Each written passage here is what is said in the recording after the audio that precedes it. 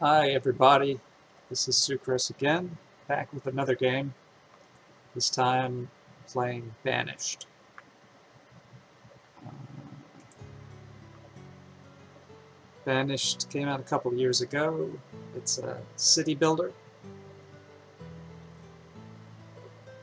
resource management style game, like a colonial Sim City. And I've always been enchanted with this game. It's really simple and pretty, and peaceful. But we're going to make it a little bit less peaceful. I'm going to try to make it difficult. So we're going to set the climate to harsh. We're going to leave disasters on. I think that might make it interesting. And I have this mod that allows me to choose starting conditions. So we're going to set it to solo, which means that we get a single pair of breeders, a man and a woman, and that will be it. That will be what we start with. And they have to populate our village. One of the things about this game is that you kind of have to control the expansion of the families. That's something that is up to you. Let's see. Alright, so I don't particularly care about the name. This is the seed if you want to play along. But here we go. Now we might die. I mean, if we don't make it through the first winter. If we don't get enough wood stockpiled. So I call this video hard and slow because I like to play Banished slow, deliberately. Since we're in the mountains, land is going to be a priority, premium. So let's figure out, you know, how things are going to be laid out. So probably maybe we'll start over here and we can expand over here, certainly to get all the stone. Let's see, in these rivers, let's pop up the map. So let's go ahead and turn everything on. I'm not sure where I want to put these things just yet, but we'll see.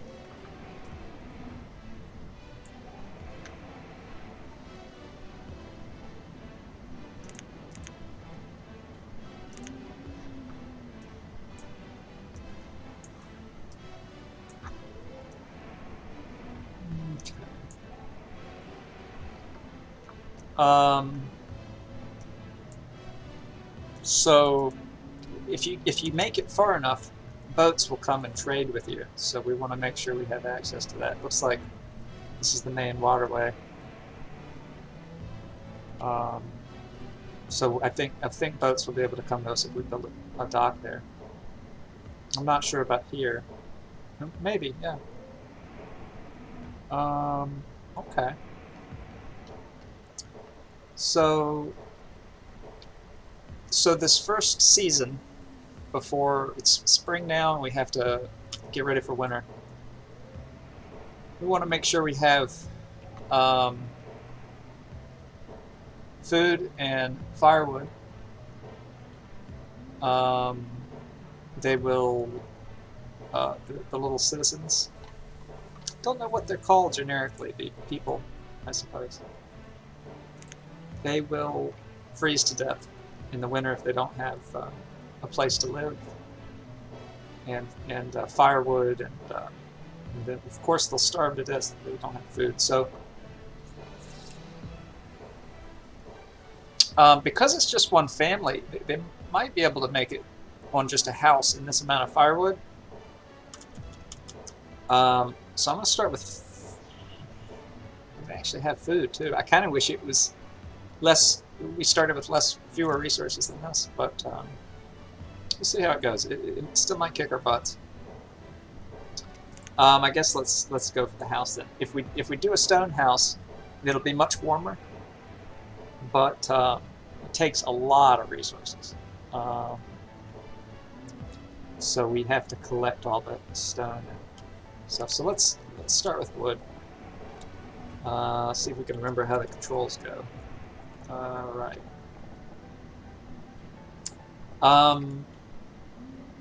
Planning, design of the organization of your settlement is really important in games like this. You want to make sure that the resources get distributed efficiently, especially in this game, because while your citizens are out walking around, they're exposed to the elements. And they'll get cold, and then they'll decide to go back to a building to get warm, and that'll just slow them down. So generally speaking, I like to have the houses kind of centralized.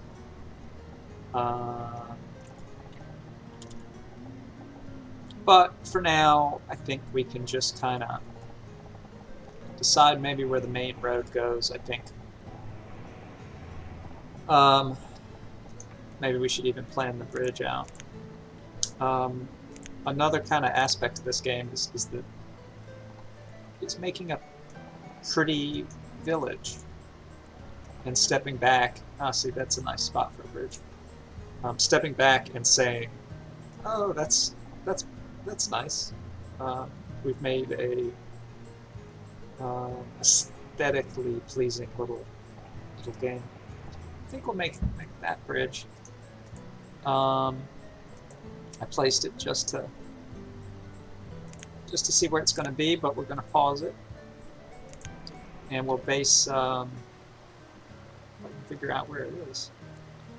Don't remember if you can turn on like an overlay. All right, so it's right there. So we'll make a main road going something like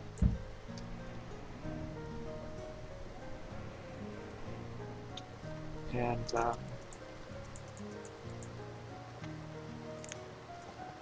And then another road like this.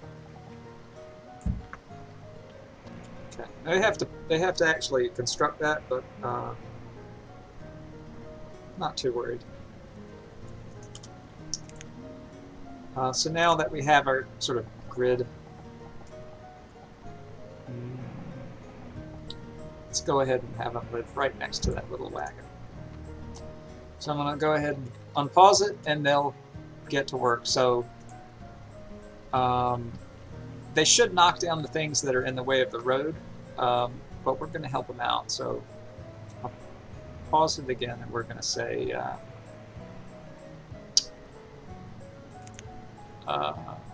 let's go ahead and oops.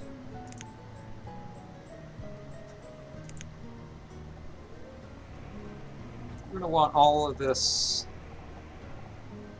You don't want to tell them to do too much, because then you've got to deal with the order in which they do things. But this should be fine. So we can get that stone and that wood, and we're going to have them put it all into a stockpile here, and that should be all right.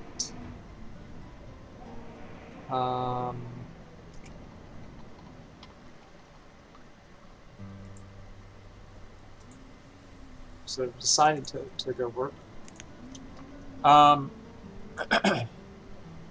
So the best way to get food in the beginning of the game is sadly not with any of the exciting things like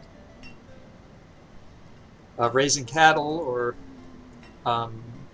growing peaches, but with gatherer's hut. And a gatherer's hut, as you can probably imagine, picks up onions and roots from the land, and it's pretty efficient. So we have to decide. We could have them live, not live, but work over here on this little island. And go ahead and build that bridge. It gives them more land. Or I kind of like nestling them up here in the foothills. I think that's what I'm going to do. Oh man, it's early spring and it's still snowing. This is definitely harsh weather.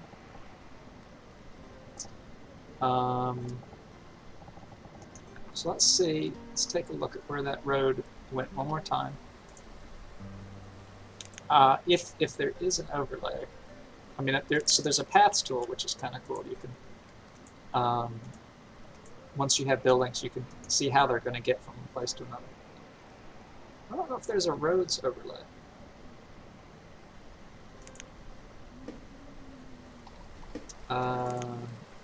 But let's take another look at the bridge. So the bridge goes there. So this road is here.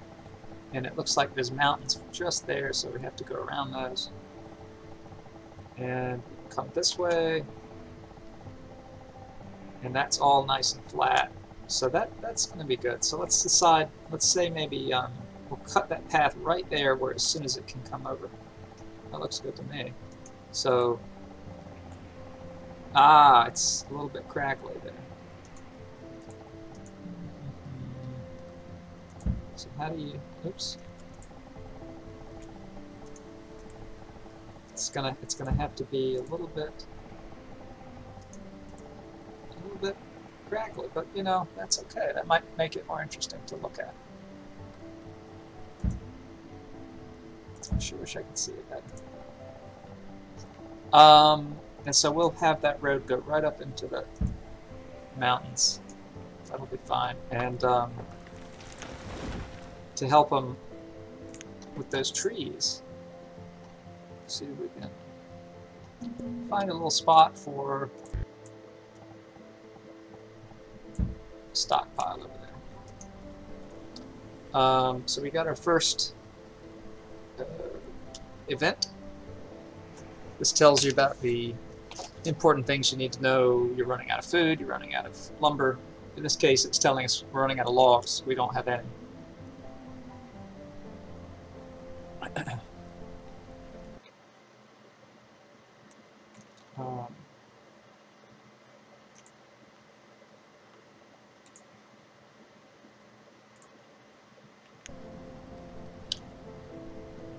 I see.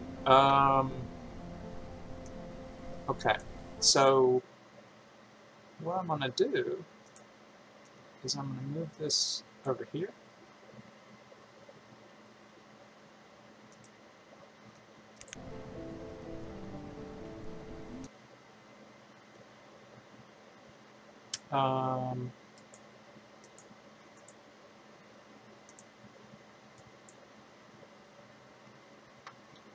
Let's see, and bring this down just a bit. How's that? That should be better.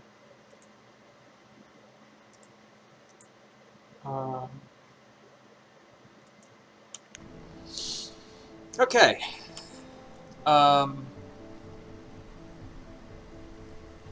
So they will dutifully go and chop down, and we've told them to do a lot of things, and that it's already probably too much. And they're just going to kind of decide what they want to do first. They've got a lot of roads to make. In fact, since this road here isn't really getting us anything, I'm going to go ahead and cancel that.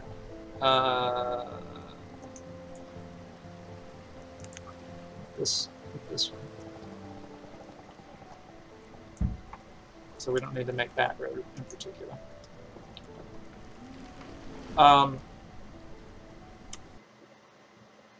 Let's make sure.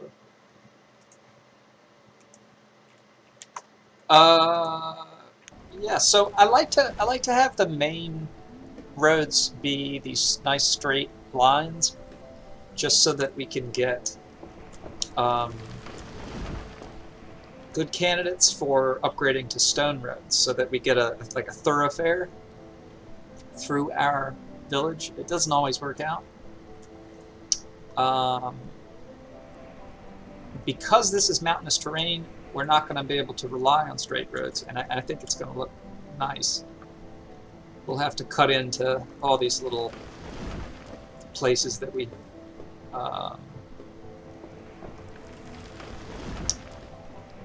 that we'll need to expand into, just because we can't build on most of the map. I'm going to go ahead and make them both builders. I don't really think there's any downside at this point. If one of these people gets pneumonia or dies in a firewood accident or tree accident, I think we have to kind of start over. There's, as far as I know, there's no way for a single villager to have a child. And until we get certain buildings up, we can't import immigrants. So we don't have to worry about having laborers around to take up jobs. So this one's decided, I think because I've changed him to builder, he's going to start working on the roads. And Lenaro, oh, so she's the, okay, sorry, she's the woman. So she's Marnice, and Lenaro is going to join her, looks like. They're both complaining they don't have a house. And that's tough.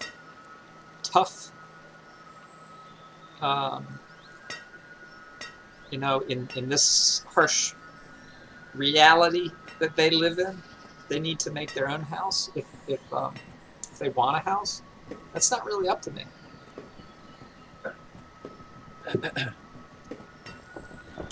I mean, no sense in complaining. So yeah, so we have 7 logs. Because they haven't moved these stone blocks to the stockpile, that doesn't count as having stone yet. So, and this building takes, you know, 16 logs and 8 stone. I've actually got some of them. I guess they're moving them. I don't think they can move them directly. This game has a really simple way of looking at resources to make things probably simple for the developer. So resources have to go first into the stockpile, and then from the stockpile they can be put into a building. That's my understanding. It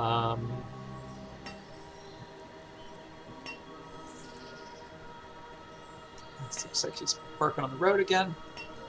So let's see, it's still spring. There's no rush yet, but let's go ahead and figure out where on this road we want to put our food building,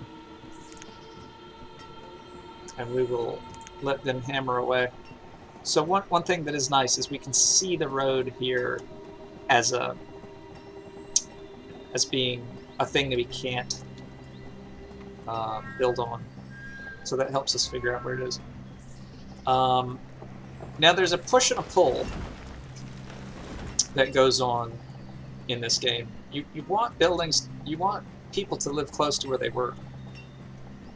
But at the same time, gatherers need as much forest as possible to be able to get as much food as possible.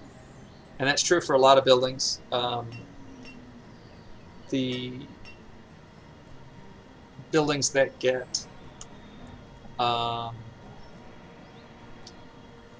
herbs is another example, and of course foresters to get lumber sustainably.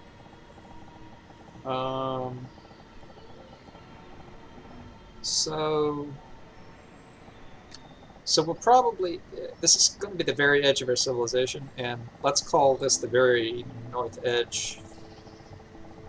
In fact, we may wind up moving, like people might live on this island mostly, and this will just be 1 or 2 people. Who knows? So we won't move this up too far. Maybe something...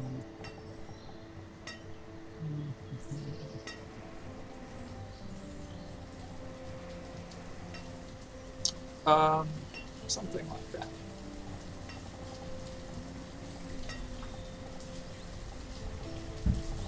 Better rain than snow. It's coming down pretty hard. Luckily, they don't need to make umbrellas. I don't think the rain actually affects them. One of the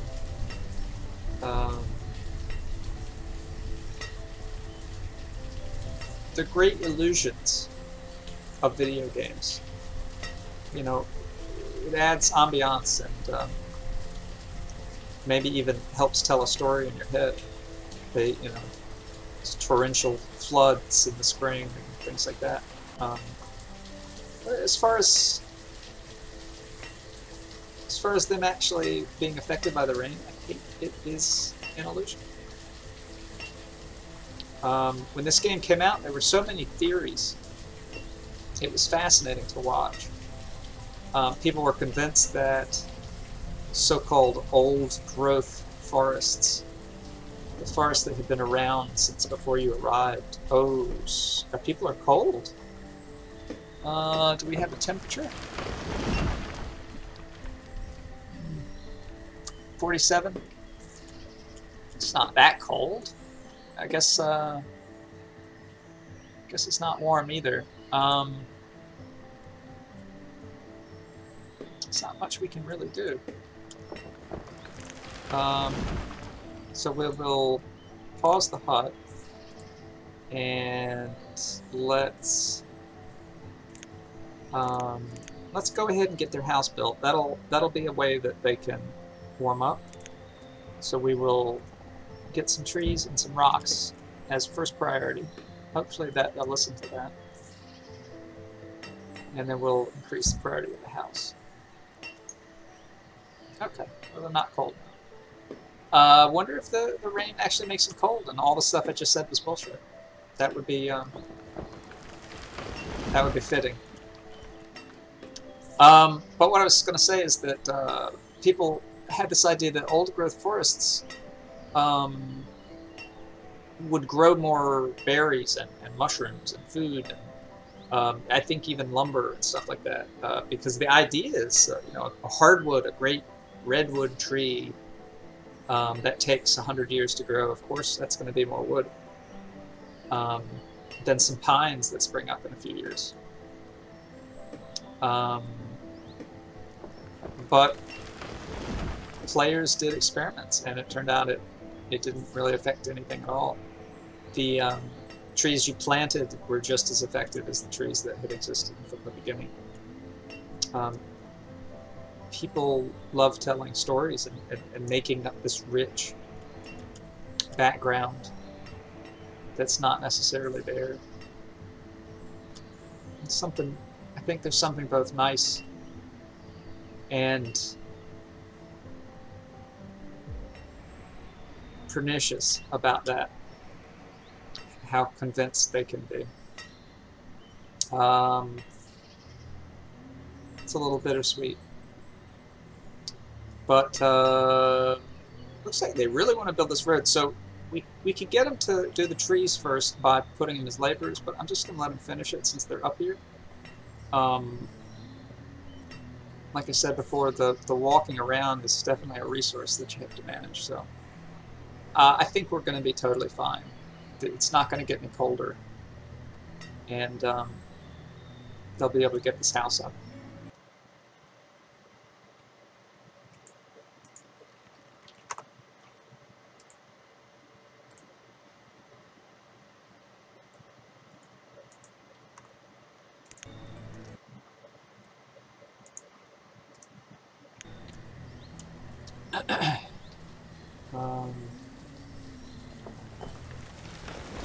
Seems like a viewer is suggesting that the stream went down for a second, but I have been here, so I'm not sure what happened. It's raining again, and it's warmer. We'll see if they get the little cold tooltip.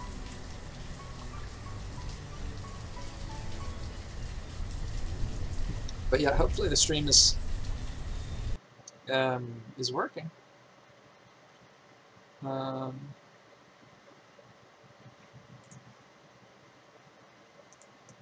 Yeah, I don't know.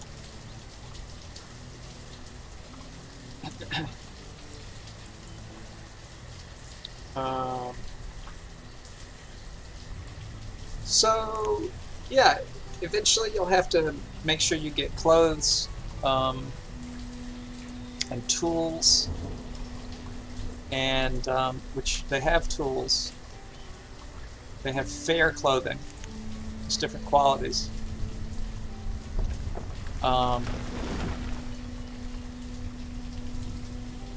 Looks like they didn't quite finish the road. Maybe we built too much. But they're pretty close. I'm going to let them do it. We still have summer.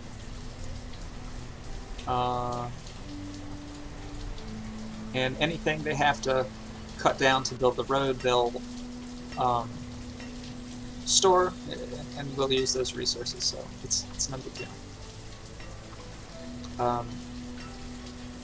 All that being said, it's very easy to queue up far too much, and then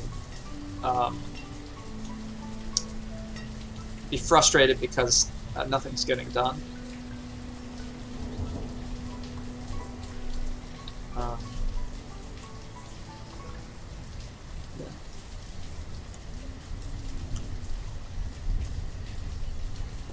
So, you know, for example, we might think, oh, let's go ahead and collect all the rocks in this whole region, because eventually we will. But then every chance they get, they're going to be sneaking away to mine rocks. They just love mining rocks. I don't know what it is. Alright, so speaking of which, they're coming back here to mine some rocks. And looks like he's carrying some lumber to the house, which is almost ready to be built.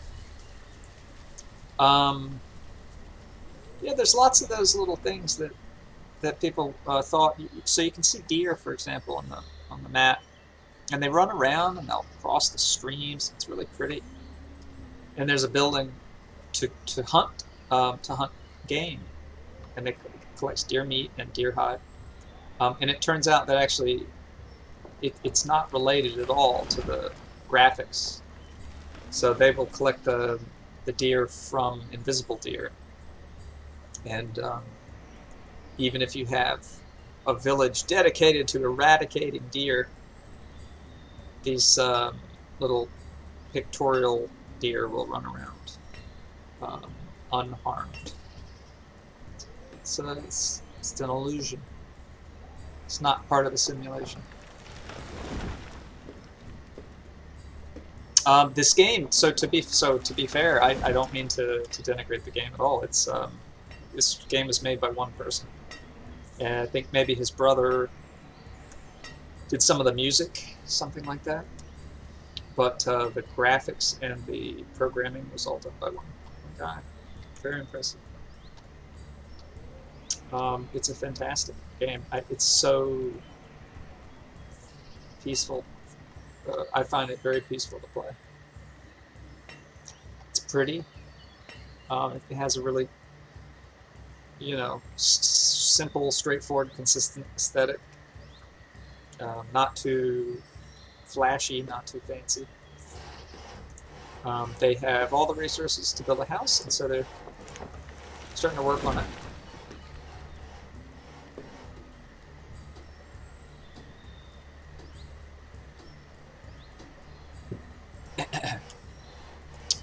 Once they have a house, they will probably start having children, assuming that they're not too old. 19, 20, that sounds perfect. It's not a judgment call, but in the game, women over a certain age are no longer childbearing. I don't actually know what the age is. It's 50, 45, something. Yeah, there's very strange situations where you might get a 10-year-old boy shacking up with a 40-year-old woman and having children. But, you know, this is rural, colonial.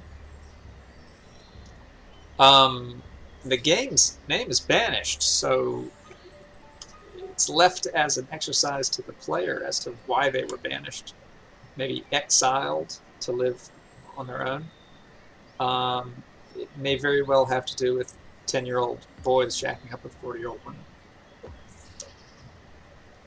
All right, well, they've got their house, so they'll start moving resources into it. So it looks like some firewood there.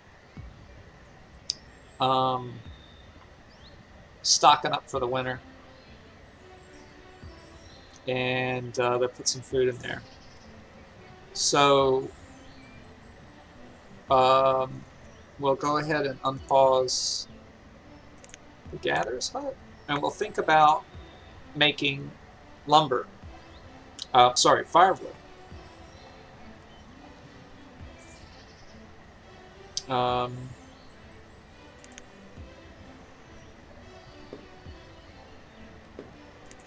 we go.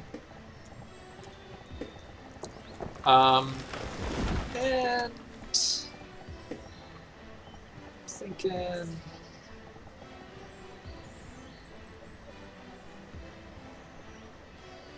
something like that. This little starter area isn't, again, it's probably not going to be the heart of our village, because this looks like a much nicer region. Although ooh, there's even mountains there. You see how it's red.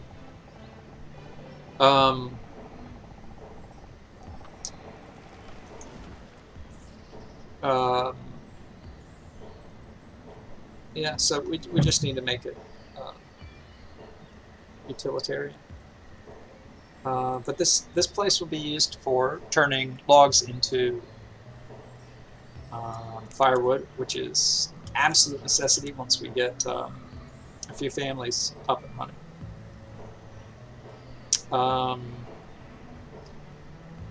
Let's see. So we'll want leather to make clothes, and we'll want a blacksmith to make tools. So it looks like we have 8 tools left. So it's not super urgent, but and a tailor, of course, to make clothes. We'll need an herbalist to keep the village healthy.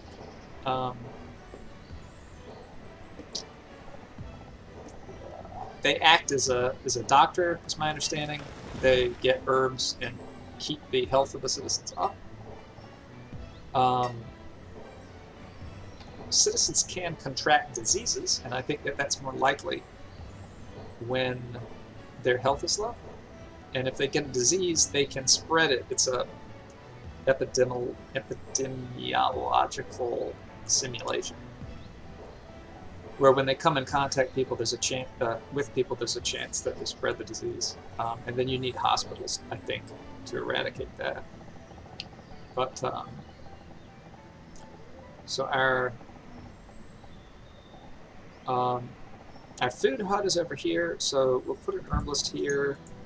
We will pause the herbalist because it's not crazy about that, but we need to keep this area unbulldozed, so to speak, so that they have access to roots and herbs and things like that.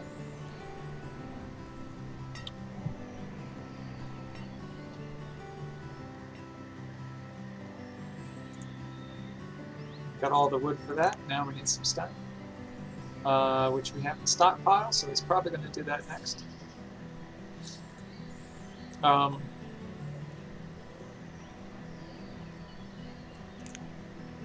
Firewood and potatoes. Everything you need. It's all you need in life.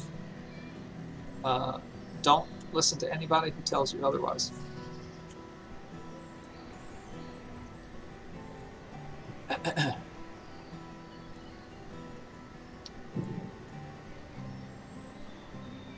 Ooh, it'll be really nice. Just satisfying if we can get a bridge here, just to make this perfect crossroads.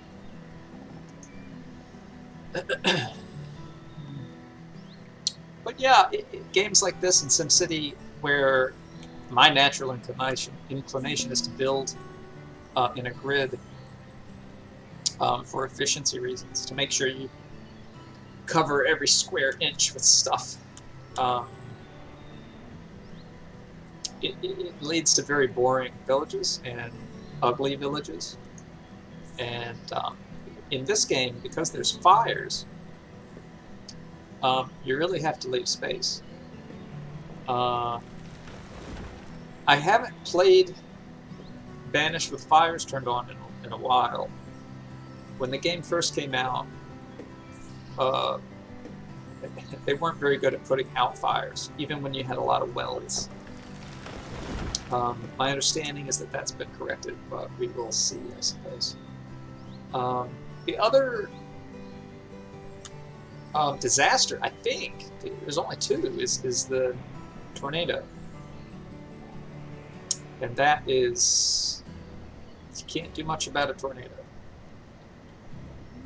even with wells. So yeah, isn't that nice? Get a little zigzaggy path and a cliff that overlooks the path. You can imagine taking your little blanket and picnic basket and having a little picnic there up on the hill and watch the people go to work.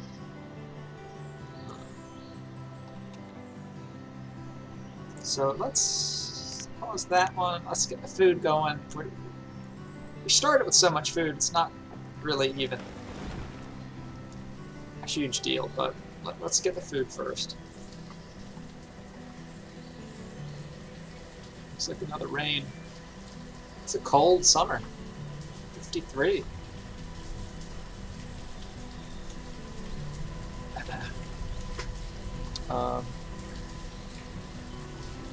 Gonna take a look at chat.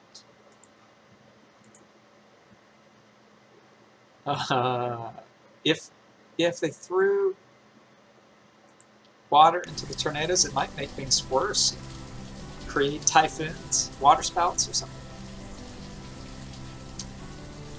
How are we doing over here? Ooh, we don't have any resources in the Gatherer's Hub. I think they prioritize based on distance, and if they don't want to walk somewhere, they say, we'll get to it later.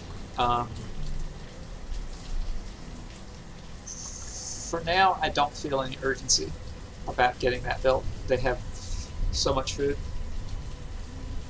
So I'm just going to let them do whatever they want for now. I think it'll be efficient. It looks like Marnice had a birthday. I've seen mods where you get a family tree of all the people, which is really nice. I don't know how to install that individually, but I'm sure you can. It was in a collection of mods. I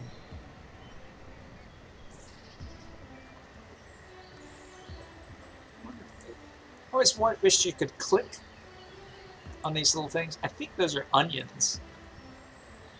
But it's hard to really say. If you follow the gatherers, you could see what they pick up. But there doesn't seem to be any way to actually inspect it directly.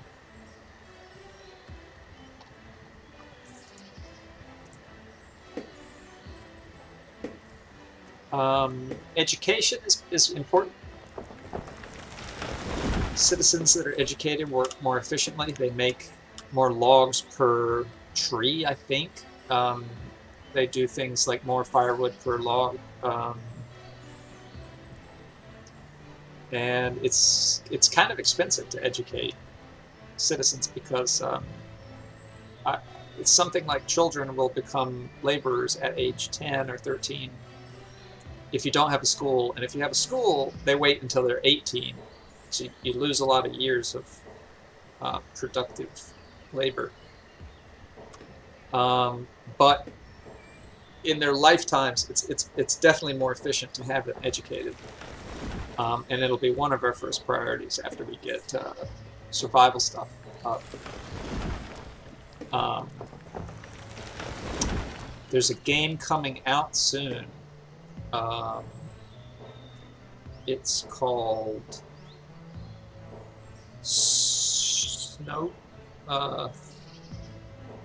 Frostpunk. Yeah, I believe it's called Frostpunk, and it's I think it's by the same people who made this War of Mine, or one of these depressing games. And it's actually very similar to Banished. It's set in a an even more harsh climate where the world has essentially in a state of nuclear winter, and civilization as we know it is gone. And there's like one last, maybe one last vestige of humanity hanging out by this generator, and they fuel it with coal and keep themselves just warm enough to survive. They have to make decisions like, well, should we make the children work? Should we eat our dead? All sorts of neat moral choices. It looks like it's going to be a great game. If you like games like this.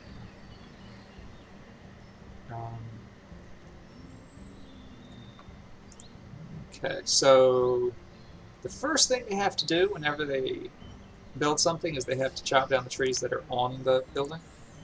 So they've done a little of that. It's early autumn, so I'm going to go ahead and give them a little incentive. Tell them to let's get this food building, just so that we can get it done, and then maybe we'll finish this. Probably be able to get both of those done by winter, and we can allocate whoever we need at any time to get those resources we're missing.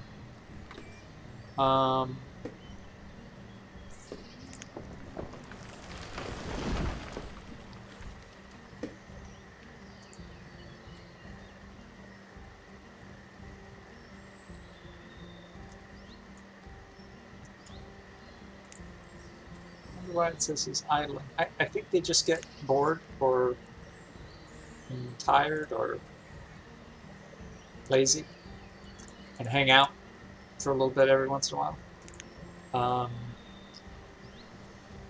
Once people start dying, you have to build a graveyard, and they have this annoying habit of mourning the dead, and one of their idle animations is to go and hang out by the graveyard. And if you build the graveyard at the edge of your colony, maybe somewhere you don't care about, they'll walk all over the way to it.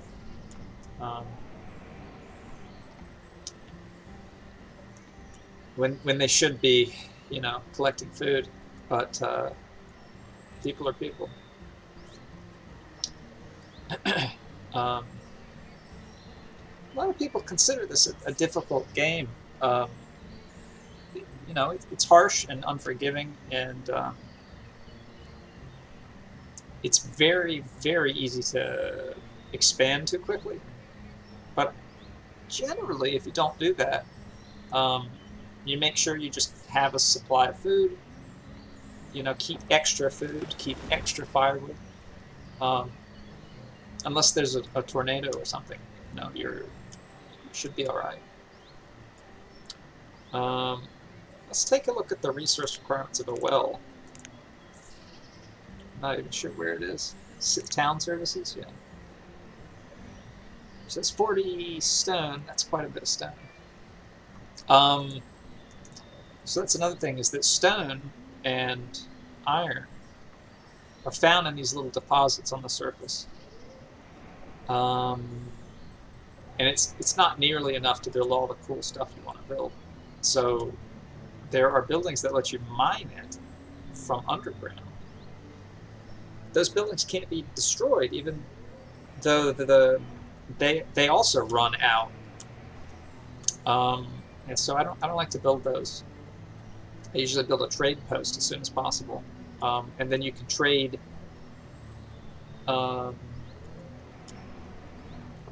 You know, let's say a renewable resource like wood or firewood is usually what I use. I don't know if they've nerfed that, but firewood is worth 3 or 4 currencies, and it's renewable, and you can trade it for stone. So there's just no downside. There's no dynamic market in this game, so even if you trade, you know, 1,000 stone, it's not like the price of stone keeps going up, which would have made the game more interesting. Same with if you trade away 5,000 firewood, you'd think the value of firewood would go down, but it doesn't. Which leads to a strategy, just spamming firewood. Let's look at the requirements for the docks. Trading post, 80 stone. Goodness gracious. And 40 iron thing, 80 wood. That's a lot. Let's figure out where that's going to go. It's kind of hard to place because the game itself is on a grid, but these rivers are going, you know, diagonal, so it's not always easy to figure out where they go.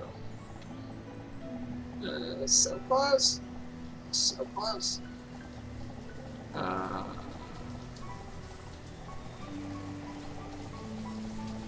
Oh man, that's a shame. Oh, there we go. Okay, so there's one spot there. Can hardly see in this rain.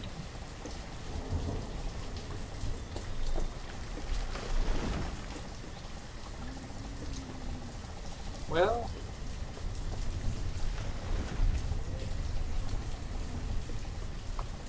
that might be it. That might be our best bet, so it's not too far. You don't want it to be too far because they have to walk to it to deliver stuff. I mean, we could always go down here, but...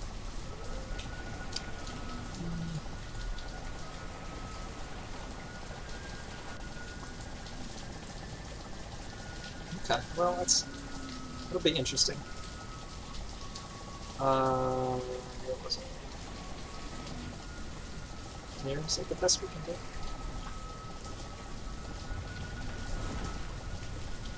Because it looks like we can actually come inland quite a bit.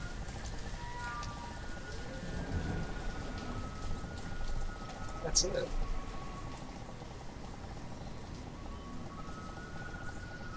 So this lake, we'll probably build another one.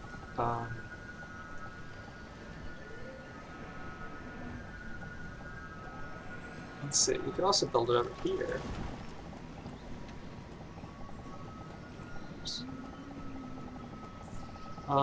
But actually, it's growing on me, so that's reachable theoretically.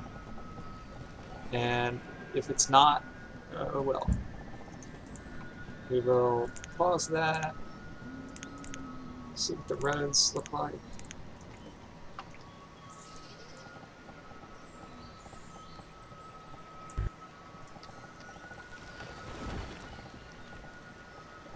So, coming out to there.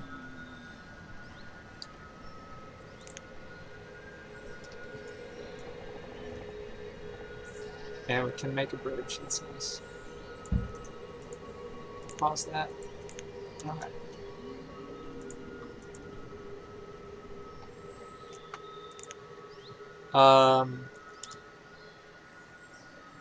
So they're just about ready to build the gatherers. Now we have a child. I missed the birth of their first child. Ailey. Eiley. Now, children are pretty precocious in this game. We should be able to find her.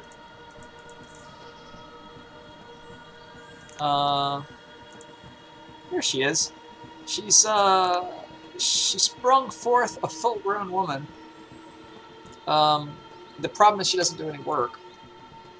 But she's going to walk around and chill for the first 10 years of her life.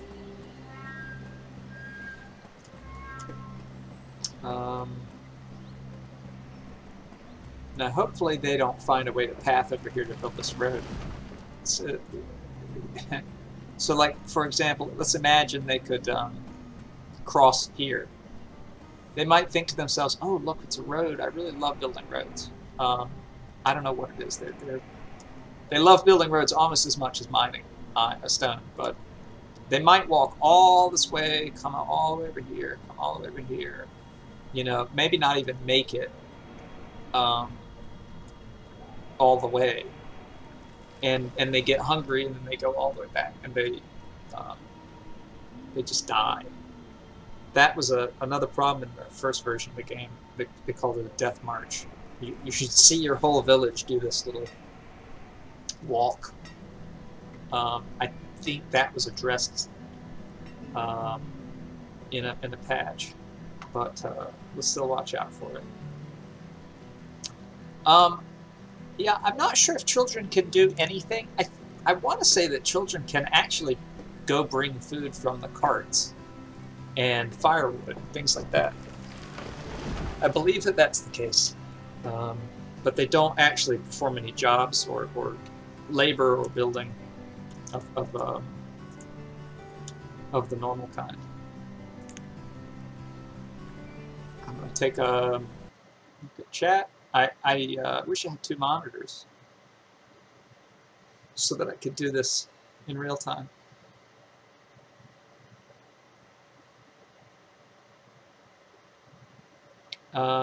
Yeah, the one red square.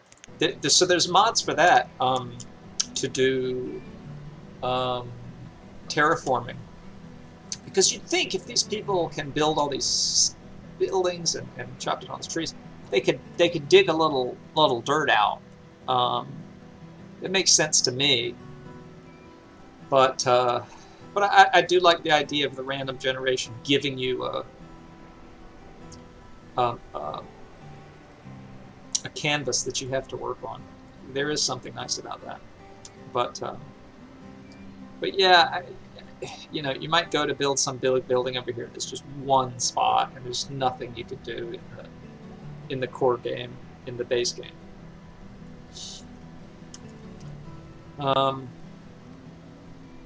So what are we missing? Stone?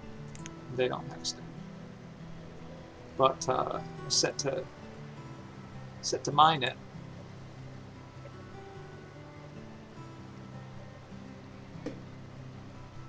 We should probably help them a little bit by prioritizing the stone.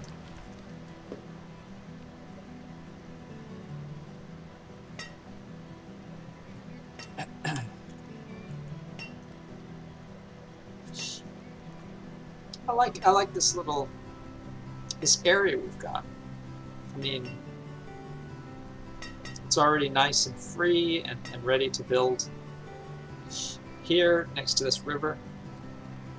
Oh, it's starting to snow. I think they're completely fine. This wood house should do them for the winter. Just now.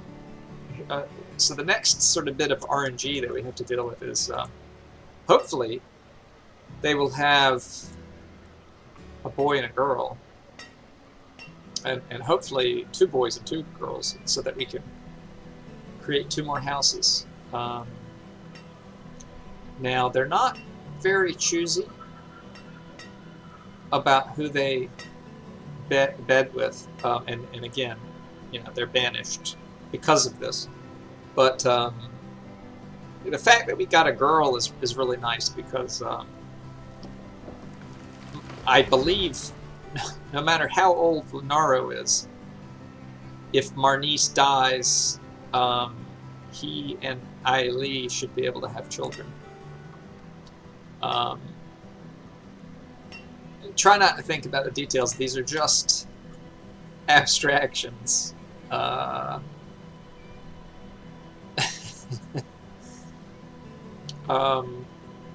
Yeah, I don't know what I think about having to deal with that level of detail. So if you build too many houses, they'll split up into the houses and they'll just population explosion will happen.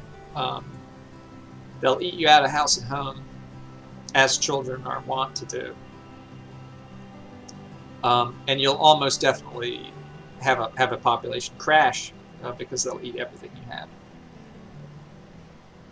So you have to kind of expand gradually. Once we get enough people to create a new family, I'm going to start building one house every couple of years, assuming we have a good stockpile of stuff. You don't want to wait too long because there's only so many people who can occupy this one house. So let's say Renaro and Marnice have 2 children. I think that's it for a wooden house. It's 4 people to a house. Maybe it's 5, maybe it's 6, but let's say it's 4. So they'll grow old and past childbearing age if you don't give the children a house to move into.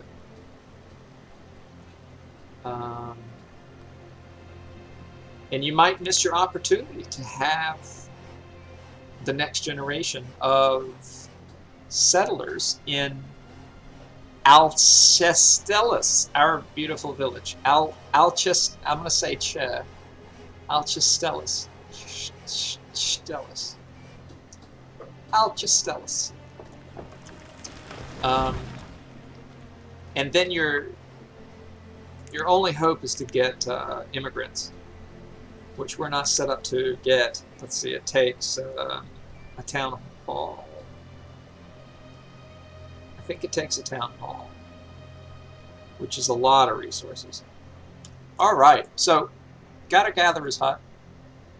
So now we don't actually need to have somebody working. For now, we want to keep them as laborers, but we're ready to do it.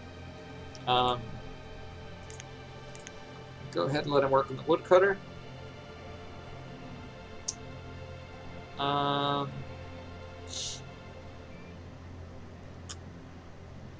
We got plenty of clothes for, you know, a couple more years, I think. So we can think about maybe the next thing being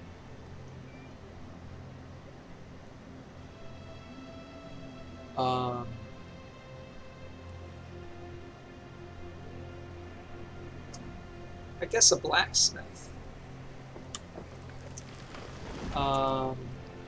Because that's going to come pretty quick. Or, yeah, I think we're going to have to get a blacksmith before we can focus on other things. So, let's see where we want to put that. It's 17 degrees, but they've got a cozy little house by the sea, by the river.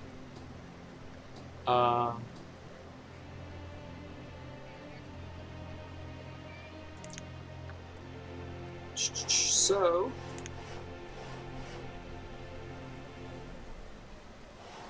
eventually we want a forester to keep wood coming in regularly, so we don't have to deforest the whole place. But I think that can wait. It's a lot of stone.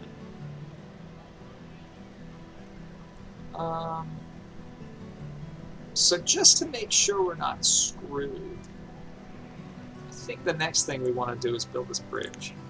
It's only 6 stone, but I'm just going to make sure we can get across here and get access to all this stone, because I'd hate to miss the opportunity and then wind up trying to scrounge stone from all these nooks and crannies. I think the other thing we should maybe place up here is a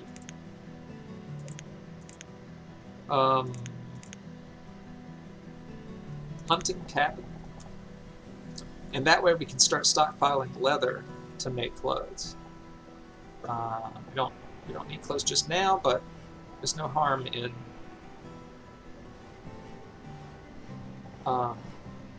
saving up that leather. Now, when I always thought that the hunting cabin needed to be in the woods, but I actually, my last couple games, I've discovered I don't think it needs to be. Like I was saying with the simulation, the deer don't matter. I don't even think the woods matter. So it's better to probably put it down here so that they're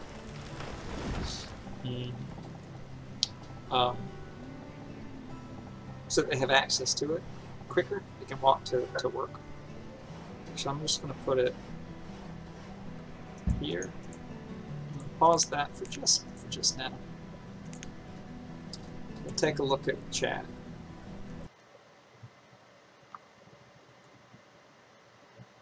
I'll say Elise. Ooh, my goodness. That's nice. I'll say Elise. Like Marseille.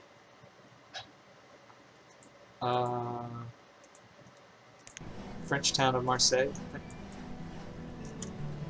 Let me look at YouTube. It's on YouTube. Alright, so we've just about got our 2 essential buildings made. They've eaten us about half of our food, so we'll have to think about having someone work the food building. But we've only used a tiny amount of our firewood. But those are the 2 sort of survival resources. If they don't have tools, they work a lot less efficiently, and it can definitely cause you to go into a death spiral where you can't quite make enough food, and then people die, and then you don't have enough people to work the jobs, and then people die. So tools are important, but they're not essential. But the firewood and the food obviously are. So there we go. We got that up.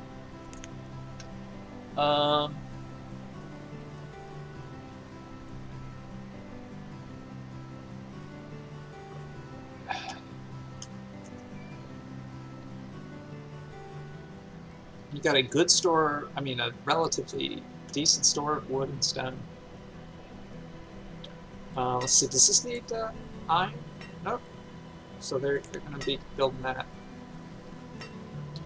And let's build a little road down here to our bridge. And I can't really see where we put it. There's a road here that will link up to that side of the bridge. That looks good. Yeah, I like that, I think. It's fine. Alright. Can't tell whether I'm paused or she's silent. Okay. Even on slow difficulty, I do pause every once in a while to place buildings, but there's really no reason to do it. It moves glacially slow. But you know, once we get through this first year, I think I might bump it up to the 2nd speed, which is still pretty slow, but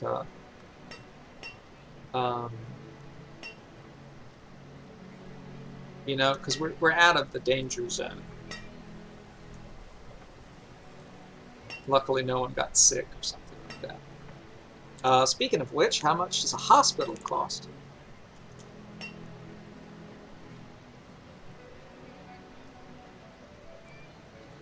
So a lot, but not ridiculous. Okay,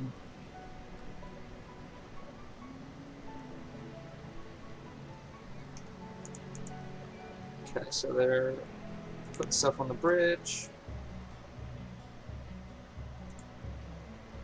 They're pretty chill for people who are fighting to survive.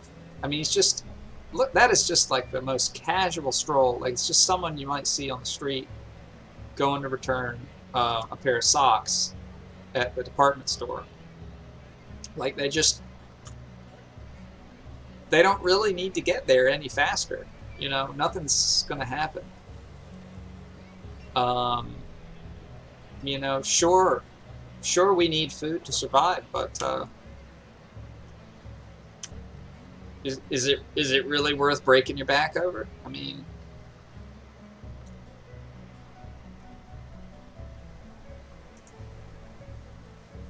they're very happy too.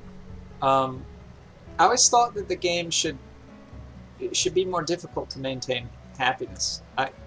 Theoretically, you have to build these buildings like brewery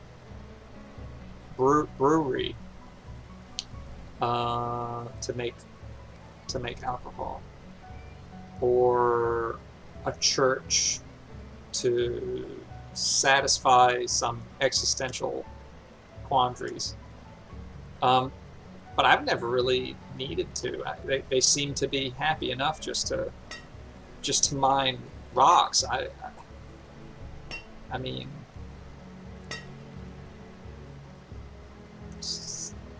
yeah, I don't know what it is. Just chop down a rock and stroll home.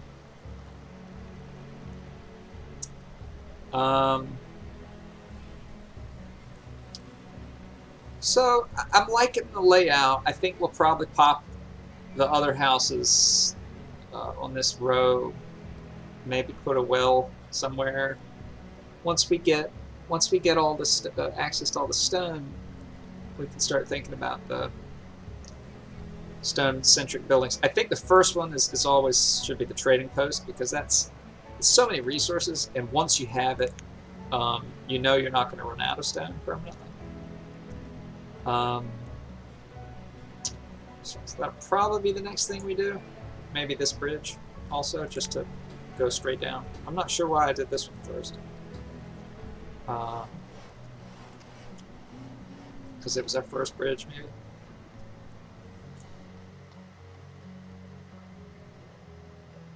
It's just so nice. It's so, you know, it really does look, at least maybe not look like, but evoke the feel of the woods in the snow, certainly. And the calm and quiet. Maybe that's why they're strolling. And all of a sudden they just used 50 firewood. They didn't use it, so what happens is these numbers up here represent how much you have in storage. So our only storage building right now is a storage cart.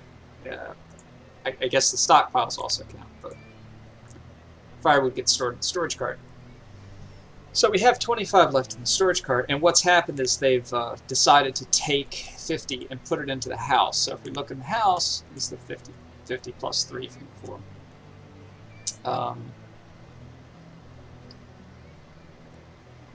You know, this might last the next winter. It's not like we're running out of firewood, but look at that. Cute little bridge. Very nice. It actually looks really good for just 2 tiles. I think we'll go ahead and do this because I don't want them doing this goofy this walk all the way down here every time they're trying to build a road or whatever it is they're doing. So we'll do that. Yeah, he's going to start building this road. He went all the way over here to build this road. Like I say, they love building roads.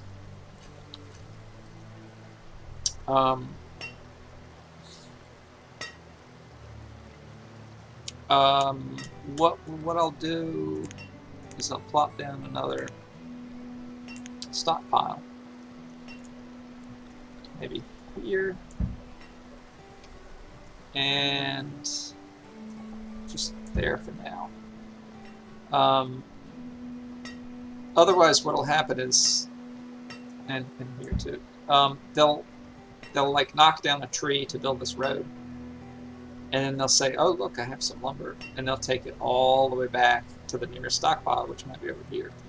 So you want to have local stockpiles.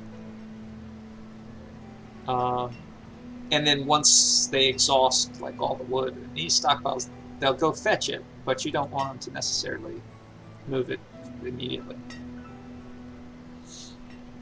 But you know, they're gonna do what they're gonna do.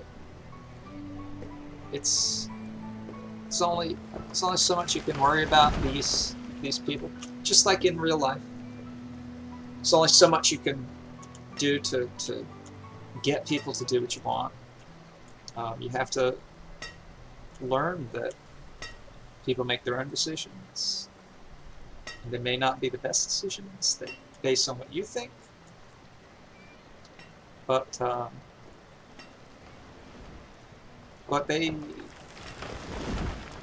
they need to be able to make their own decisions. It's not going to work out if you try to tell people what to do.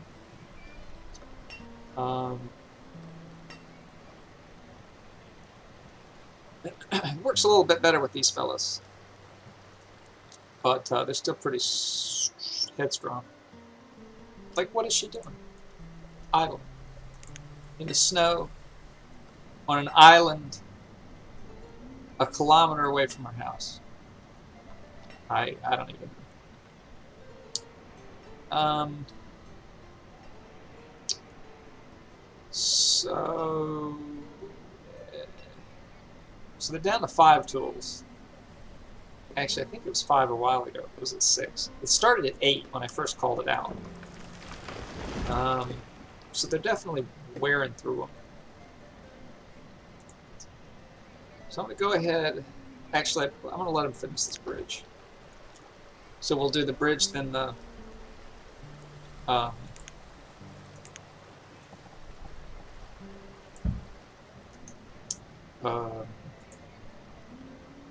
oh, that's a hunting cabin.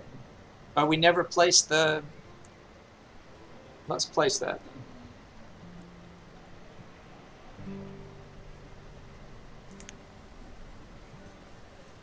If I can find it. Blacksmith. I don't think we've placed it.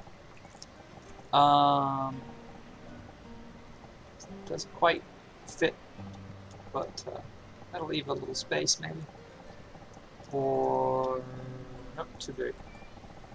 Go here. Here. So let's see. So the blacksmith is going to be using coal. Oh, so I have one other mod, which is that citizens are not allowed to use coal as firewood, which is what happens in the default game. But coal is also needed to make steel tools. And they'll grab all your coal that you want to use to make tools. So I have that disabled.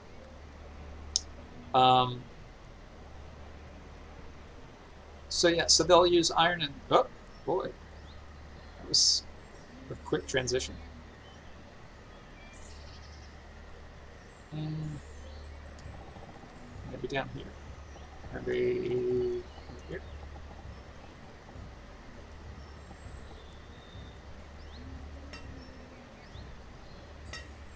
That's where I want to put it. And pause him. Still working on this road. They're obsessed with roads.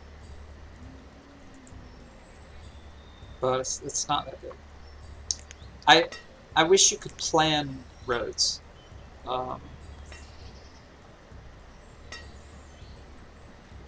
I don't think you can. I'm gonna take a look at chat.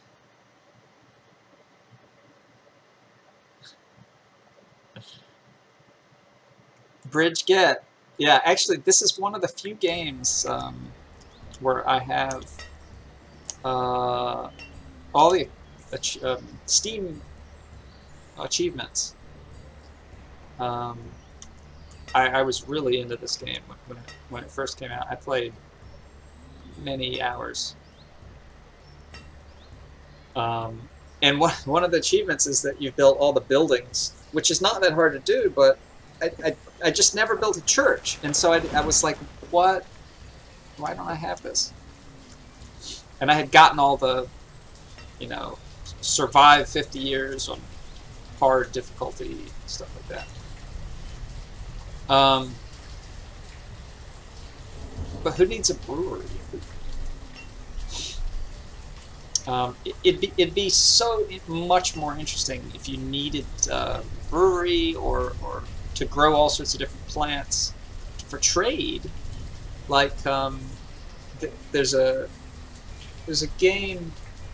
I think the original was Sid Meier's. I think it was a Sid Meier's game called Colonization. And they redid it recently as a mod for Civilization, so it has new graphics and stuff. But in that game, it wasn't even super complex, but I feel like the economy was more interesting. Where if you trade a bunch of, let's say, furs to England from the colony, they would eventually sort of get tired of your furs. And of course, because it was a colonial simulation modeled after the United States history, they would try to levy taxes. They would levy taxes on your trade, and if you got tired of it, you could just dump it in the water, like the Boston Tea Party, and say, "Screw you! You're not getting our goods." Something like that. I mean, at least a more dynamic economy would make this a lot more interesting. I don't know if there's mods or if it's even possible to mod that kind of level of detail in this game, but yeah, wouldn't it be cool if you met the French or something and they had furs for trade and they wanted silver or something, and you say, oh well, we don't have a silver mine, but we'll go make a silver mine. That kind of thing it would create stories.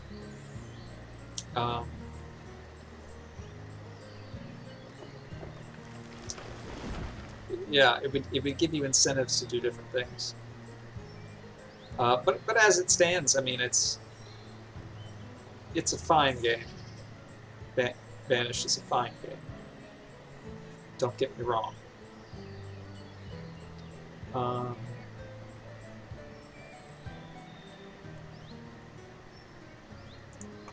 much food have they eaten? Still have tons of food. We need to find a mod with more stringent starting conditions, I think. Alright, I think they've finally given up and started to build this bridge. They've only had one child, which is... Kids too, I think it's time for another. You don't want to wait too long. You want to make sure they have someone to play with.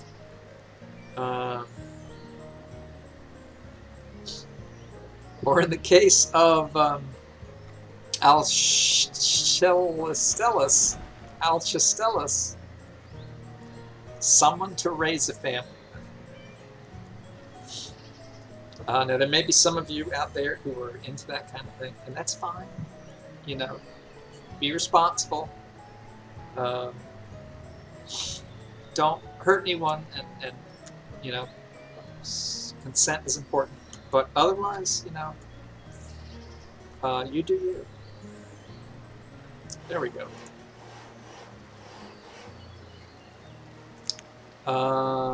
So this bridge will just let them come in here a lot quicker. We have lots of stone over this island.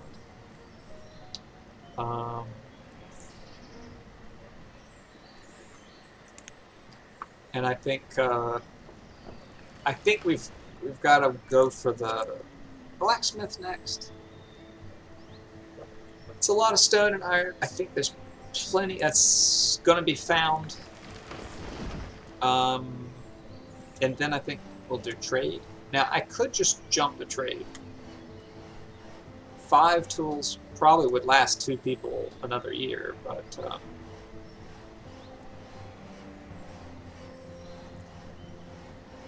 sometimes you just have to just pick something.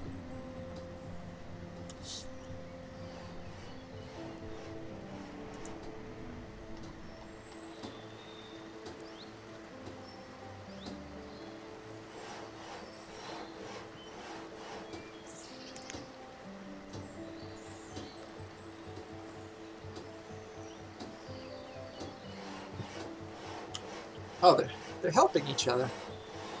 Thank you. Thank you, thank you. There we go.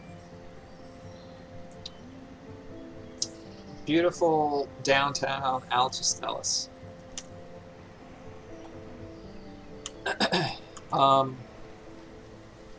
Alright, what'd I say? Blacksmith. That's gonna be what we do.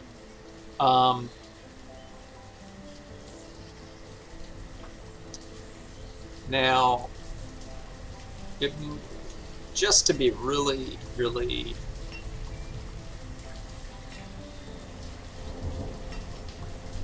I'm not even going to do it. I was going to say let's throw somebody in here to get a little firewood. I'm not going to do it. Have they used any of the 50? They've used 5. So we're fine. They'll make it through the winter. And there's no more families yet, so we're fine.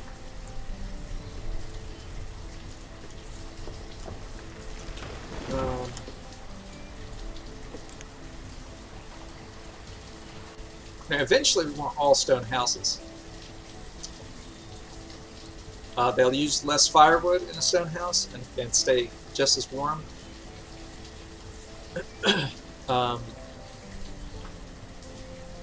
Which means you don't have to have as many people cutting firewood, which means they can focus on food, which means you have bigger surplus. But it takes so much stone. We're gonna maybe make neighbors across the street, something like that.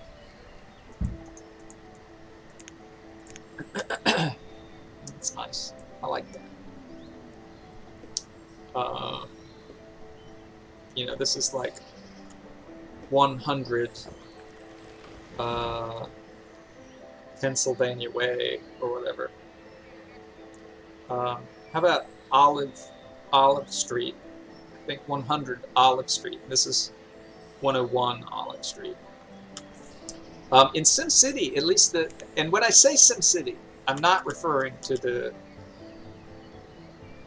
disaster that was SimCity 5 or SimCity whatever.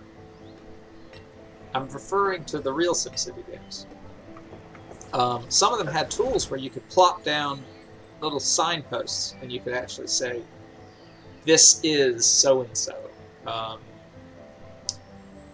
want to say that the other city game, City Skylines, it allows you to actually make neighborhoods?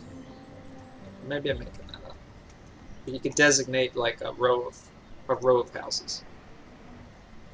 But certainly SimCity 4 lets you put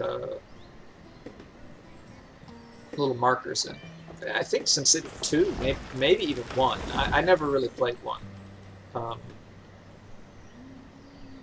I did play the Super Nintendo version, but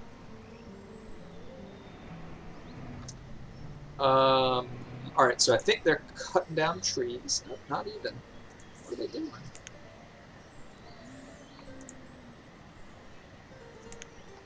I mean, I think that is what they're doing, but oh, they haven't. So the way it calculates this number 0, 6, it if they haven't moved the lumber, it still counts as, yes, so see, he's moved it, so now it's 106.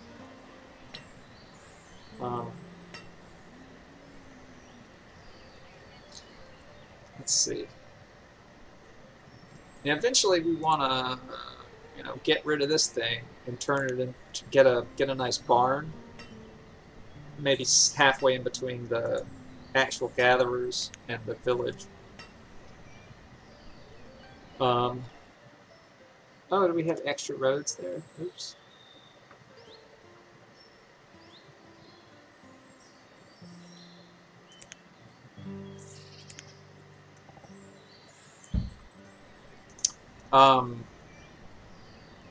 So yeah, so that goes back to the idea of making things efficient. You want the workers to be able to drop the resources off in the barns quickly, so it needs to be close to the workers. But then you want people to be able to come and grab stuff from the barn and bring it to the village quickly. And there's actually 2 levels of this assembly line behavior in this game, because then you can build markets somewhere here, and the people working at the markets have wheelbarrows, and they go out real quickly. They grab a bunch of goods, bring it back to the market, and distribute it to the houses that are in their radius, which saves everybody a bunch of time. So markets are super, super important for a large village. I think it's easy to miss how important they are. And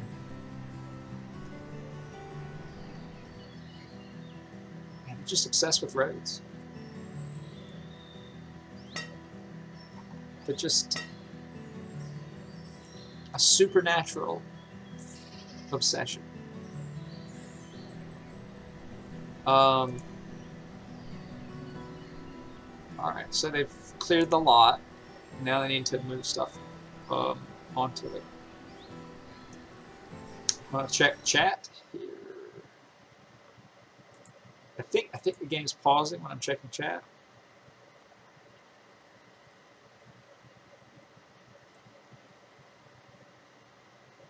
I like the idea of pizza. Yeah, we can name the whole town the roads after pizza toppings. I think that's a good idea.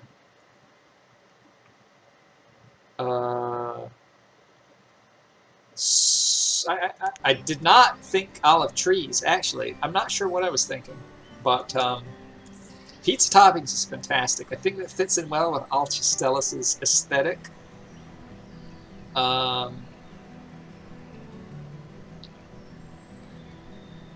You know, I mean, it's actually kind of hard to make circles in this game, so we won't be able to make a pizza. But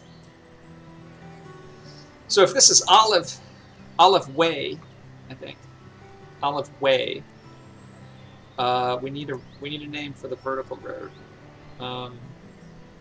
Which the first one that jumps to mind, of course, is Pineapple Avenue. And you know, I think even if we take a vote and 100% of the viewers, and there are many, if 100% of you said Pineapple Avenue wasn't appropriate, you'd be wrong. So it is officially Pineapple Avenue. And in fact, Marnice and what's his face, Lenara, they met at the corner of Olive Way and Pineapple Avenue. So, and we should name this hill too. I really like this hill.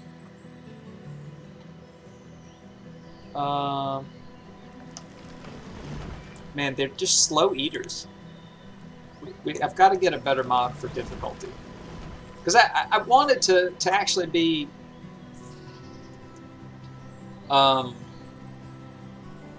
struggling with food struggling with firewood. We haven't even had to allocate people to them yet. It's the second year. Oh well.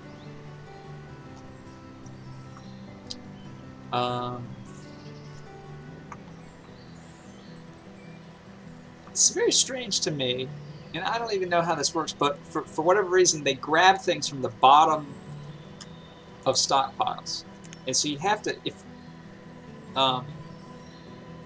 you're worried about efficiency, you have to take that into consideration. Because if you put it up against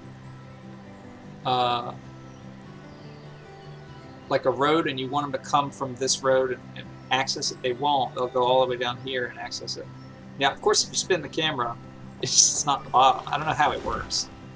There must be some meaning to this default bottom, but yeah, it's weird. Another implication is that if you make a huge stockpile, they have to walk that much further to get to the bottom of it. So I often make lots of small strips so that they can come in any one of them. You know, it's honestly not. It's not even that important, but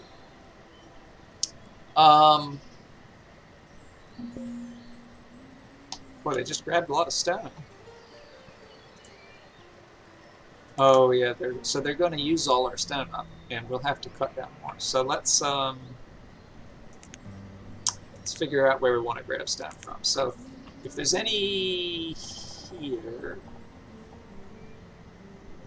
okay, and then that's a lot, but we'll maybe there. So all that stone we'll grab now. It was a funny bug in the very first version of the game where if you took that tool and then just said get all the stone and the area was big enough, it would crash. They fixed that pretty quickly.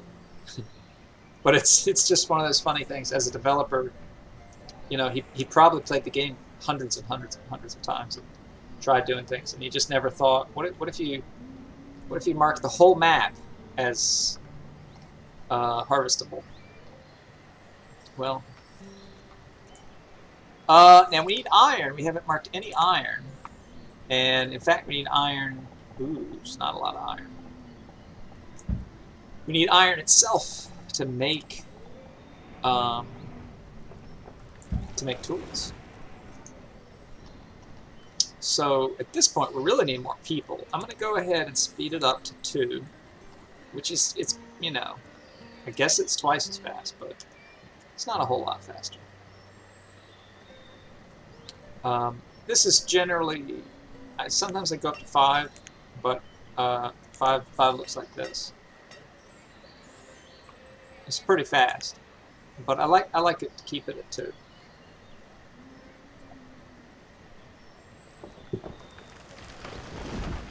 It's more of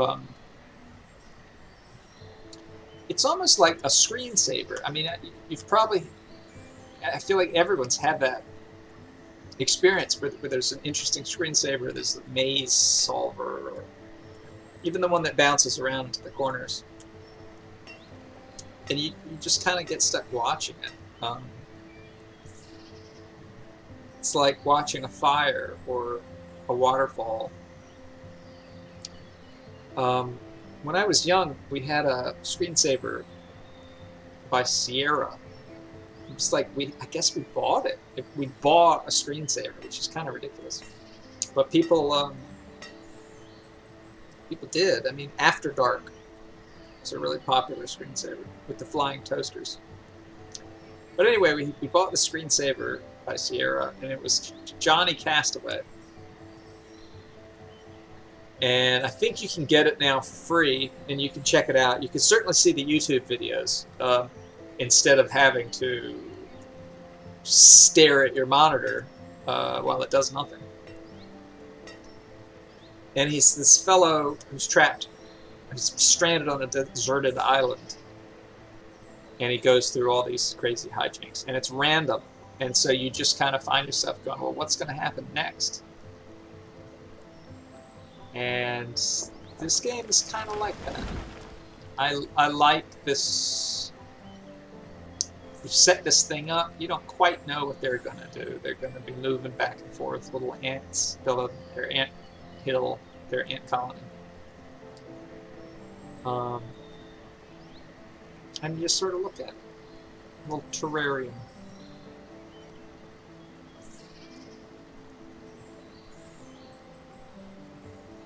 The music's very peaceful too.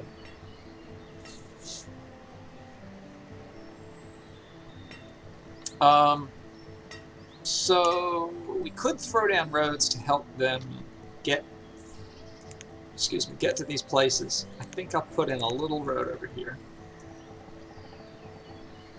They're not too big on taking them. We'll make this a major thoroughfare, I think. Ah, there's our little red spot there. We'll go there.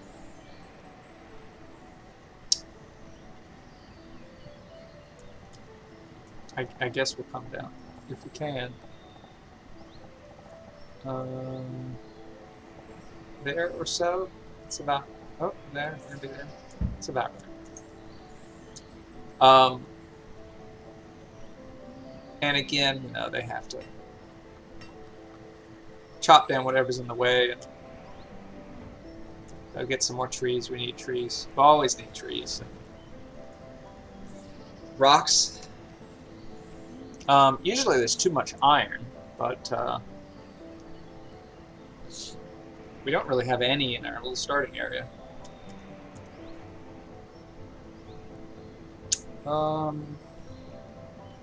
Their health has started to drop, and we have tools, so I'm going to actually turn that up. So we'll get some herbs, and I don't know if you actually have to have somebody working once you have herbs. I can't remember. So we'll play with that. Where did everybody go?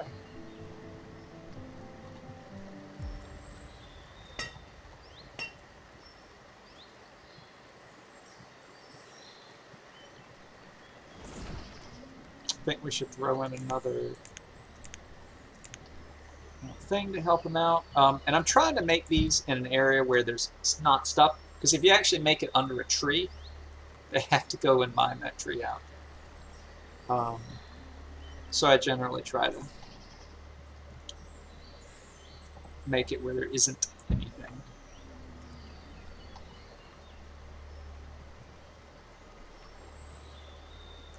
Like that. And once we start building in here, we'll tear up or move these stockpiles around. I've played with mods that let you control what goes in the stockpile. So, for example, it would be fantastic to be able to put a wood stockpile next to the woodcutter, and then make it high priority, so make sure that's always full of wood. But can't do that in the base game. Alright, so we put that high priority, and they're starting to get. They went through that second thing of food. They pulled a lot of food, but everything's fine. And this, they're still at 5 tools, so I'm actually going to pause that. I'd rather get their hearts back up to 5, because if there's a disease, we can't really deal with it. 2 people doesn't leave us with a whole lot of options. I'm going to take a look at chat.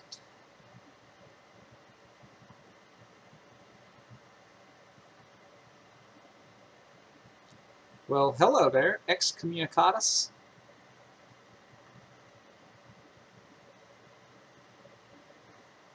Welcome, welcome, welcome.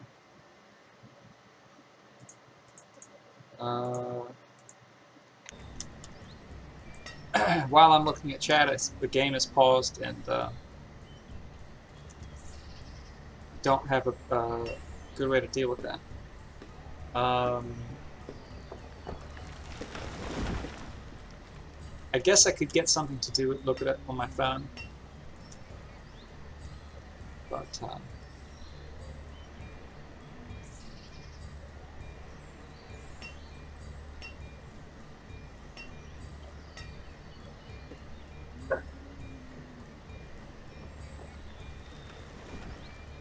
yeah, everything looks good so far.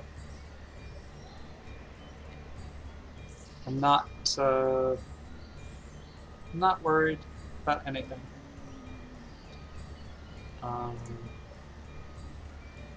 Nora is finding a tool. Right, down to 4. Looks like he's the sick one.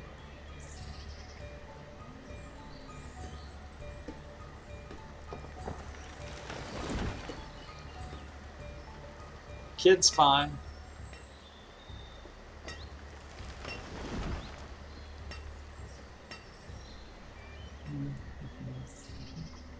Now I'm pretty sure I already did this, but I'm just going to do it again. Certainly, if they don't have enough stone in the stockpiles, they say, "Well, I can't work on this," and so they go back and do something else in their list. But I think they work on roads.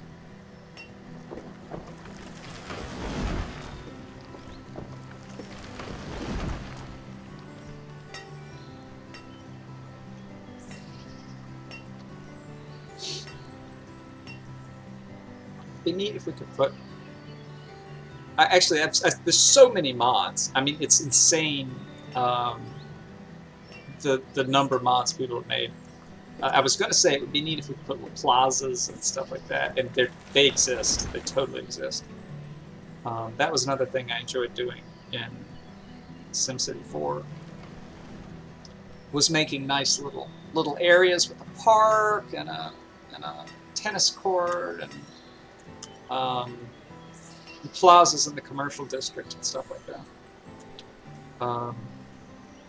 And then it becomes, you know, it's not a survival game or a resource management game. It's more of a design a beautiful city game, and that's fun too.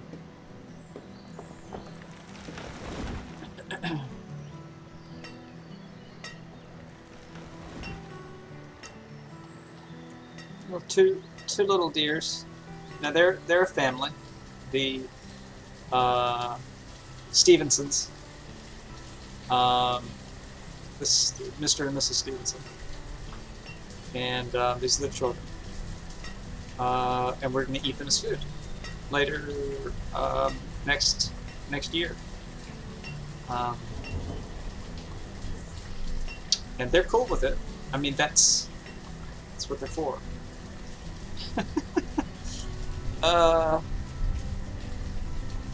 Actually, some of them have antlers and some of them don't. So it's actually, they're gendered. You can't click on them though. That's just like the onions. It bothers me that you can't click on them because the game is definitely, they're things. Like you can click on people, but you can't click on rocks. You know, you can't click on trees.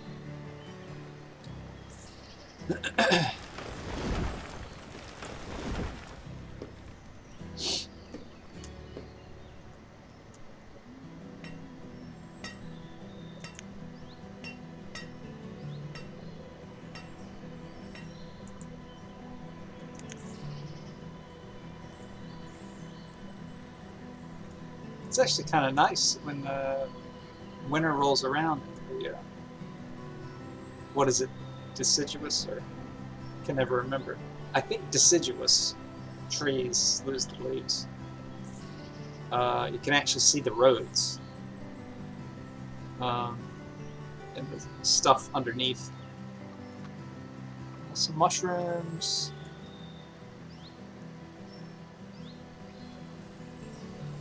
Maybe those are supposed to be the blueberries. I'd know if I could click on them, but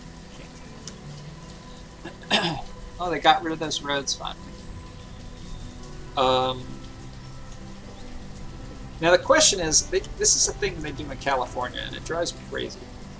So this is Pineapple Avenue, and this, which is now has been extended, this Olive Way. The question is this Pineapple Avenue as well, even though, you know, it stops and then turns and then starts again? Is it still Pineapple Avenue? And I feel like they do that in California, and it's like you turn and you drive and you go a whole block and then you turn right again, and it's still the same road, and it's like, this is not the same road. You guys are mistaken about this, and you wind up, you know, the directions are confusing. How can this be the same road? I've turned twice. It's ridiculous. So I would recommend staying away from California. That's the conclusion. It's just a bad place.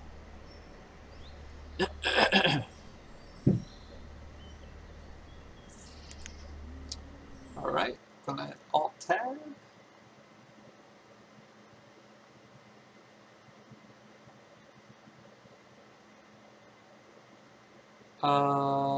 Yeah, I'll turn off the pause.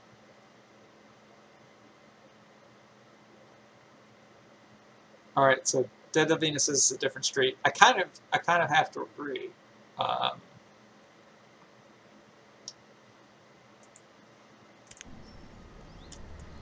Yeah, I think people have wanted diagonal roads, like actual diagonal roads in this game, forever, and I don't know if a mod does it.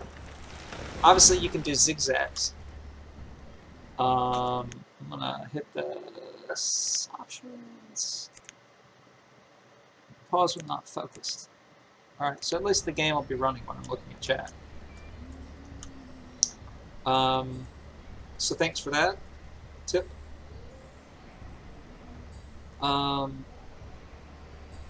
So we're just waiting for them to build the herbalist.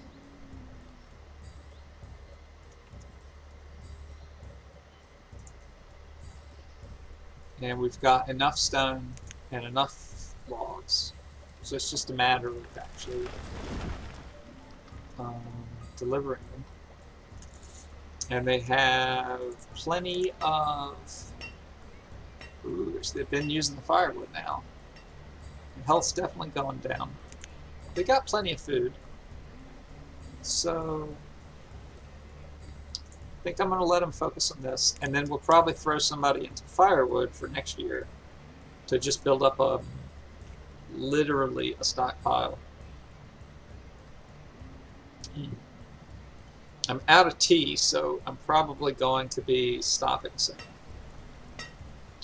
I don't know how long I've been streaming, but we've made it through 2 years. I think I'll stop. I think I'll stop when we get to summer.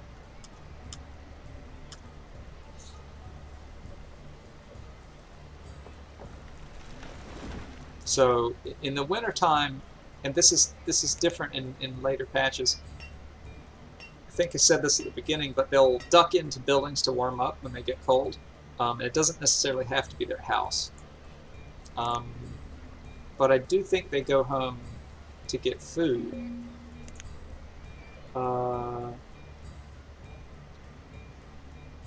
It used to be that they had to go into their own home to get warm, which meant that you actually couldn't, certain people couldn't go to certain places, even if it was close to your village,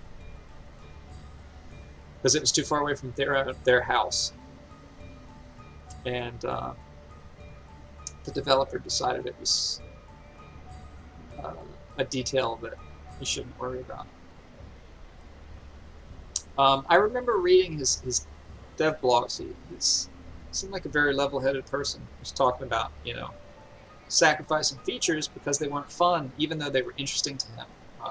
And I think that's shows amazing control. It's so easy to become enamored with a creation. It's funny. I really like these crossroads, just crossroads in general.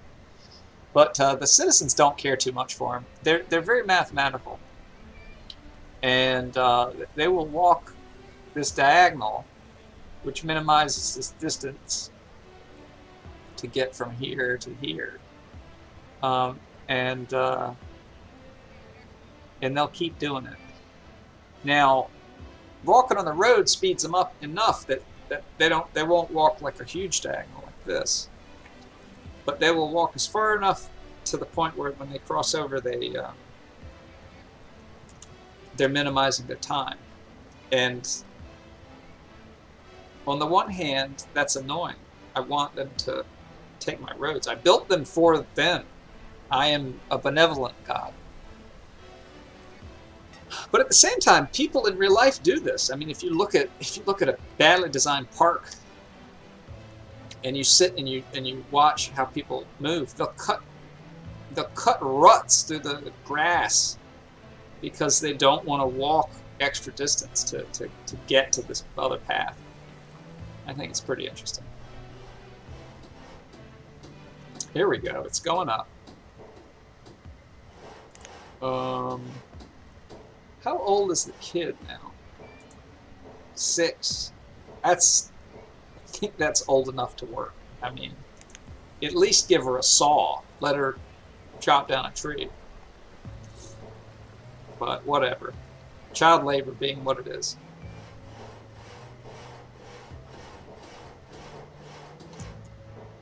There we go. Alright, let's get a couple of herbs.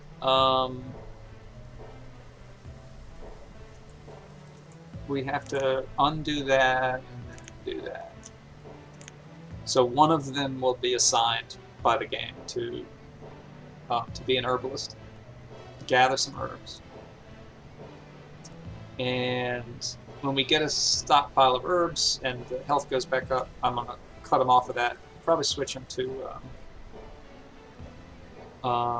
firewood till we get a stockpile of that. And then maybe some food.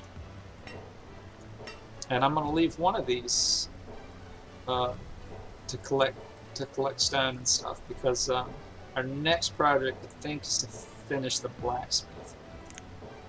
We're down to 3 tools, so that's definitely what we want to do.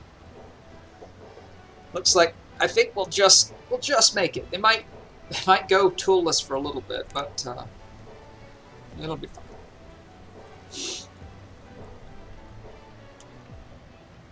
So, who is the lucky herbalist? Lenaro. Well, that's good, because he's sick. I hope he can heal thyself, doctor.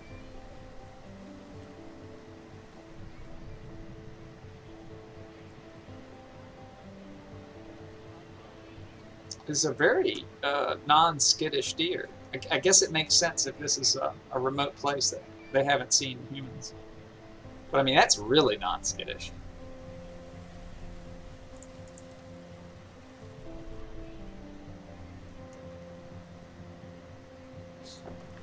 She's ecstatic. I mean, she is in nirvana at this wonderful life she leads. Alone on a mountaintop with her parents. Poor girl. Poor girl. But maybe Lenaro is like really good at the fiddle or something like that, and you know, regales his wife and child with fiddle songs that each night, as they sit peacefully on Olive Way.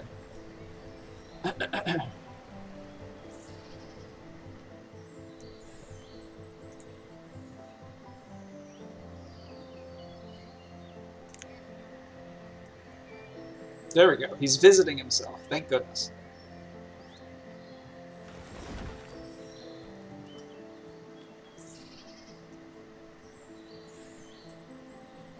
I just realized it's even worse because the child hasn't been through any school and is uneducated.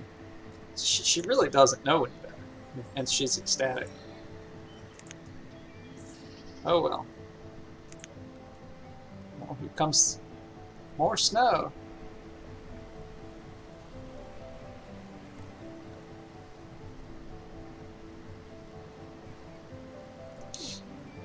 So this, I like this. I like this tune. It's like snow music, really.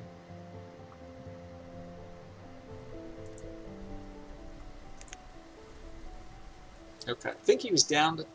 Maybe I'm wrong, but I think he was down to 2 hearts. Now he's at 2.5. Or am I crazy? Could be crazy.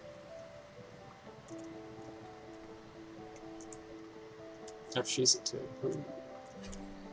Ooh, Marnice. Say it isn't so.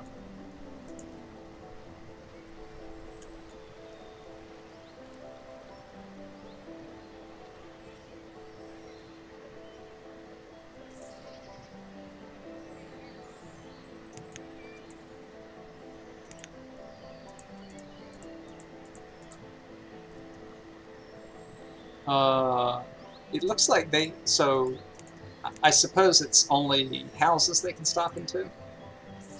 I was saying before that villagers can stop into different places. It looks like they can only stop into houses. Presumably things with heat. Although that does have a little burning thing, but it, you know, isn't actually burning firewood.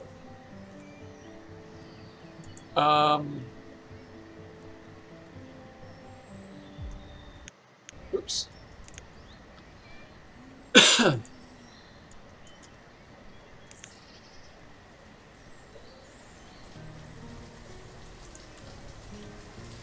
Alright, so stone and iron.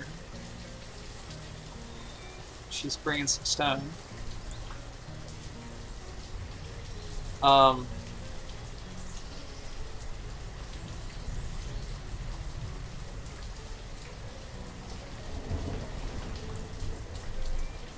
Not sure why their health isn't going up faster.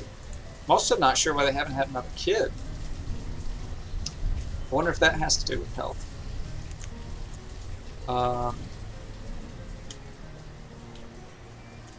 There's certainly games where, like, they won't have kids unless they're healthy, but I'm not sure if this is one.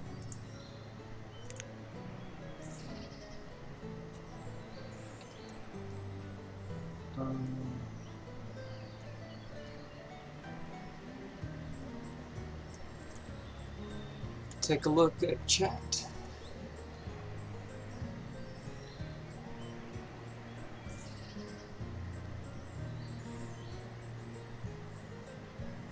Yeah, I think you're right, Delvina. The game probably doesn't use the chimneys to mean that they can warm up there, but that would be interesting. But yeah, these were our starting people, Adam and Eve, so to speak.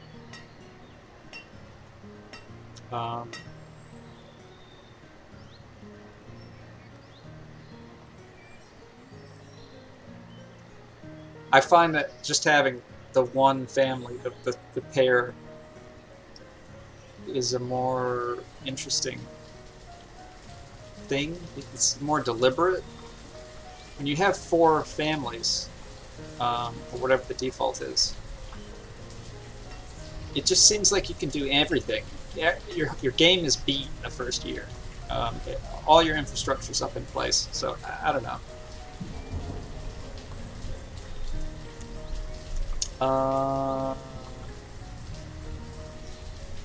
Let's see. Still at 2 hearts. Go to the doctor. Go to the doctor. I wonder what the healthcare plan is like at the herbalist. Oh, that is nice. Look at that. Now, why do they have their own garden of mushrooms and herbs if they have to go out and pick them? But I like the sunflowers. I wonder if there's actually remedies that use sunflowers. I've never heard of that. I mean, you can make oil, and then oil to do things. Oil remedies, I guess. He kind of looks like a Star Trek person to me, like that yellow shirt. I wish I could zoom in more. But he's still at 2.5, so he's been at 2.5. So I'm not very impressed with his doctoring ability, especially considering he's educated.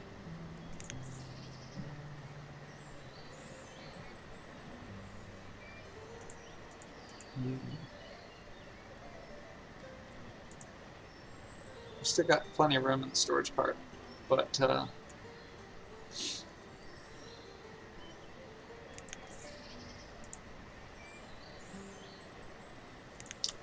yeah, you see how much slower it's made us only having this one laborer/builder. So yeah, it's probably not clear if you haven't played before, but everybody actually acts as a laborer when their job isn't needed, and laborers are the people who move things, chop down trees, deliver resources, things like that.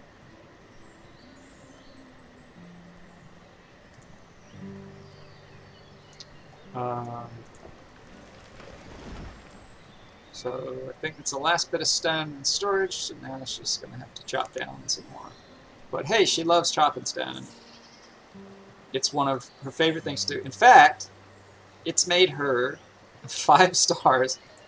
5 stars happy, which is pretty happy.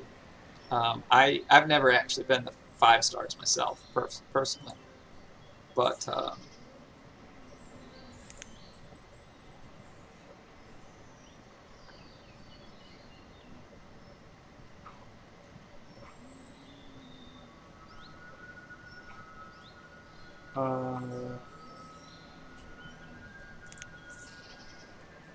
still at 2.5.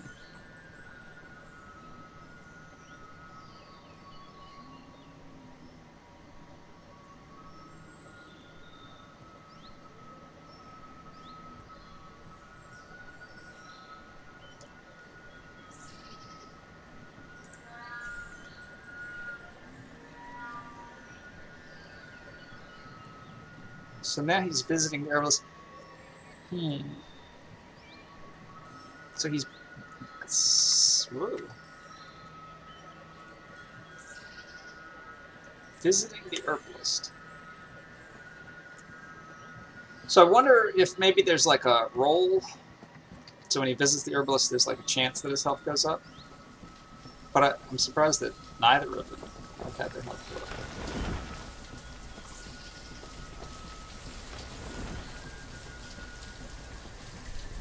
There we go. Alright. Alright. I think that is a good place to leave this. We've got a good start. Obviously, we don't know whether this is really sustainable until we get a couple more families going, but we're well on the way. We've nearly got this complete. And yeah, so, you know, let me know if you enjoy this